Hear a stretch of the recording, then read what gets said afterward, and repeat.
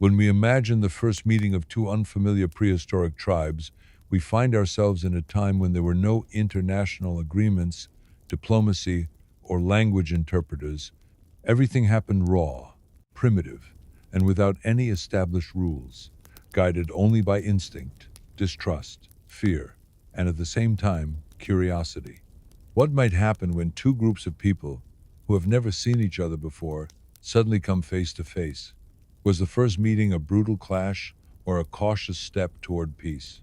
Could it have been accompanied by the terrifying cries of warriors or an attempt to communicate through gestures and gifts? Were weapons raised or were hands open? And how much did the landscape, the presence of animals, or language barriers influence the outcome? It is into these mysterious, tense, and often unexpectedly touching moments of human history that we now dive. Ahead of us are chapters full of drama, uncertainty, hope, and the primal fear of the unknown. We will explore not only how first contacts unfolded, but also the psychology of prehistoric people, their survival strategies, and the reasons why violence sometimes prevailed, while at other times cooperation triumphed. This is a story of what might have happened at the very moment when two worlds collided without warning. First contact often happened entirely by chance, in places where the territories of separate groups overlapped unexpectedly. Such encounters could occur during hunting, the search for a new campsite, or while migrating due to changing climate conditions. Imagine two smaller tribes moving through the landscape independently, unaware that only a few hours' walk separates them. Suddenly, near a river, among rocks, or on an open plain, human figures appear that are unfamiliar. It is not clear whether they are friendly or dangerous. There is no time for long deliberation. A decision must be made quickly. In that moment, body posture, weapon positioning, the number of individuals, and nonverbal signals played a crucial role. If the first impression seemed threatening, it could trigger panic, shouting, and an immediate retreat. But if both sides remained still in tense vigilance and showed no aggression, a slow ritual of approach could begin, often accompanied by gestures, raised hands, placing objects on the ground, and carefully watching the reactions. People in prehistory lived in constant tension and danger, not only from nature and animals, but also from other humans. The unknown was almost always perceived as a potential threat. Any other tribe could mean competition for resources, a loss of safety, or even violent conflict. That is why the initial emotion was most often distrust.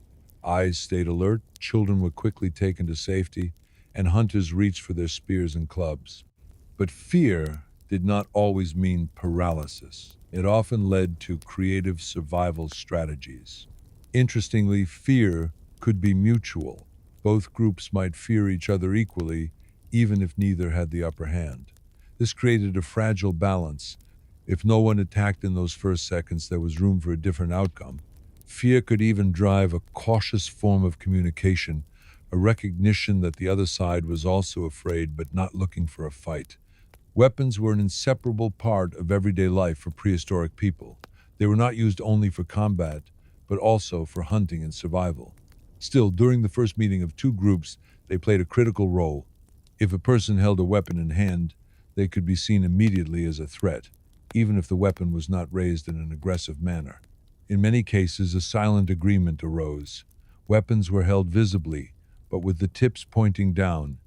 Alternatively, they were placed on the ground, signaling peaceful intent. Some tribes even developed specific signs, such as placing a weapon on a rock between themselves and the other group, as a symbol of temporary truce. Others stood in a semicircle with their backs protected, holding weapons only in a defensive stance, not to attack. Even so, any sudden change in posture could lead to an irreversible outbreak of violence. When two groups of people met without a shared language, they had to rely on gestures, facial expressions, and the tone of voice. The first attempts at communication were often very cautious. Slow movements, pointing at objects, miming actions. Simple acts such as drinking, eating, or pointing to the sky could hold different meanings, which led to confusion, but also to the birth of the first real interpersonal interaction beyond the borders of one's own tribe. Some signals may have become universal. An open palm as a sign of peace, kneeling as an act of submission, or offering food as a gesture of friendship. Still, correct interpretation was never guaranteed. A single gesture could be perceived very differently and lead to misunderstanding. Yet within this uncertainty, something remarkable began: the human ability to find common ground even without spoken language. Once the initial tension began to ease and both groups stood without showing signs of aggression, the next step could occur: the offering of an object. In many cases, this would be something simple, portable, and symbolic: a stone tool, a piece of dried meat, a rare stone, or a shell. Such a gift was more than just a physical item. It represented the first gesture of trust. By placing the object on the ground between the two groups, the giver expressed willingness to establish a connection without crossing the invisible boundary between them. The other side then faced a decision: to accept the gift or reject it. Acceptance could signify openness and peaceful intentions, while rejection was a strong statement, often perceived as an insult. But if the gift was accepted and a return offering followed, a primal ritual of exchange could unfold, wordless, yet carrying great symbolic weight. This act could form the foundation of a future alliance. While men typically stood at the front, eyes fixed on potential rivals, women and children often played a surprisingly important role. Children, unburdened by the fears of adults, could be the first to cross the invisible boundary and approach the other tribe.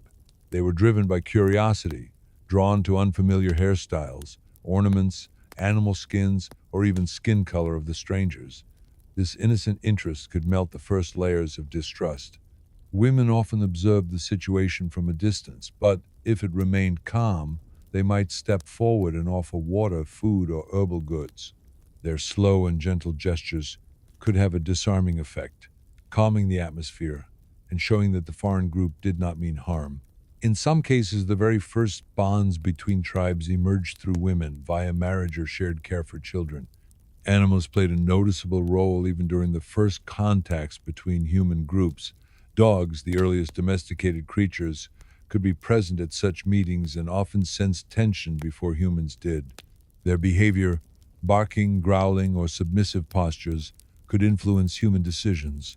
If the dogs became restless, the tension among the people increased. On the other hand, calm animal behavior could signal that the situation was not immediately dangerous. Besides dogs, other prehistoric animals might have been nearby, such as reindeer, goats, or cattle in the case of Neolithic communities. The presence of animals could serve as an indicator of a tribe's wealth and stability. In some cases, tribes had similar domesticated animals, which created the first moments of understanding, a shared bond with an animal acting as a connection between strangers. After gestures came a moment when someone from one tribe might speak, not necessarily expecting to be understood, but as an attempt to create a sound-based connection. The words were usually simple, repeated, and accompanied by pointing. The tone of voice was crucial. It had to sound neither threatening nor dominant, but rather curious or calm. Sometimes both sides tried repeating each other's words, beginning a process of discovering a mutual linguistic foundation. It is unknown whether tribes ever formed a temporary pidgin, a simplified set of shared words and sounds, but it is certain that humans already possessed a remarkable ability to assign meaning beyond known language. Facial expression, vocal tone, and rhythm often mattered more than syllables themselves. This marked the beginning of intertribal communication, which could later grow into trade, alliances, or the exchange of knowledge. If peaceful contact was established, something could begin that we now consider fundamental to human civilization: the sharing of knowledge between groups. One tribe might have mastered better tool making, while the other knew more about edible plants or food preservation. The exchange of skills did not involve complex explanations, but took place through demonstration, imitation, and shared activity. They sat together by the fire, one napping flint, the other showing how to hunt using traps. In some cases, one group might introduce the other to new fire starting methods, pottery techniques, bird traps, or ways of treating hides.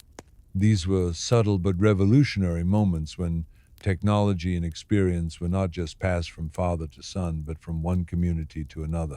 Through this, the first network of shared human culture began to form, without cities or writing, but with deep respect for knowledge.